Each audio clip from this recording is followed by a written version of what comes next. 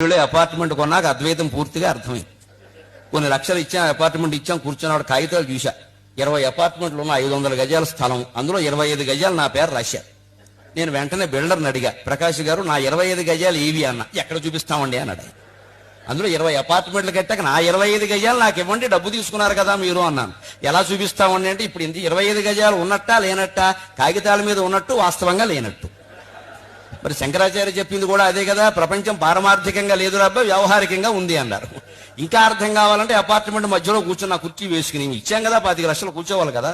కూర్చున్నాక చూసా ఈ అపార్ట్మెంట్ నాదేనా. కాపోవడం గరికపాటి నరసింహారావు సన్న సూర్యనారాయణ రిజిస్ట్రేషన్ జరిగింది కదా, డబ్బులు ఇచ్చాం కదా.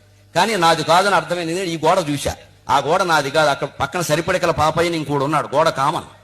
ఏమన్నా మేకు కొడితే వాడు వస్తాడు, చప్పుడు అవుతుంది. పోనీ ఈ గోడ నాదేనా, ఇక్కడ దగ్గుబల్లి దొగ్గని ఇంకోడు ఉన్నాడు, కాస్త చప్పుడైతే వాడు వస్తాడు. ఈ గోడ నాది కాదు. పోనీ పైన నాదేనా, సీలింగ్ ఫ్యాన్ నాదే, సీలింగ్ నాది కాదు. ఆ పైన ఇంకోడు ఉన్నాడు, వాడు పిల్లల్ని పెట్టుకుని చప్పుడు చేస్తాడు, నేను వెళ్ళి వాడిని కోప్పడుతూ ఉంటాను. పోనీ కింద నాదేనా, కాళ్ళు నావే, నేల నాదే, కింద ఇంకోడు ఉన్నాడు, నేనేదైనా చప్పుడు చేస్తే వాడు వస్తాడు, your children are disturbing me అని.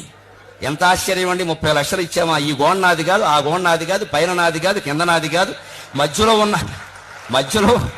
మధ్యలో ఉన్న శూన్యానికి 30 లక్షలు ఇచ్చి ఇది నాది అనుకుంటున్నావే. బ్రహ్మ సత్యం జగన్ మిథ్య అనడానికి ఇంకేమైనా కావాలా? అంటే అపార్ట్మెంట్ లో ఉండేవాడికి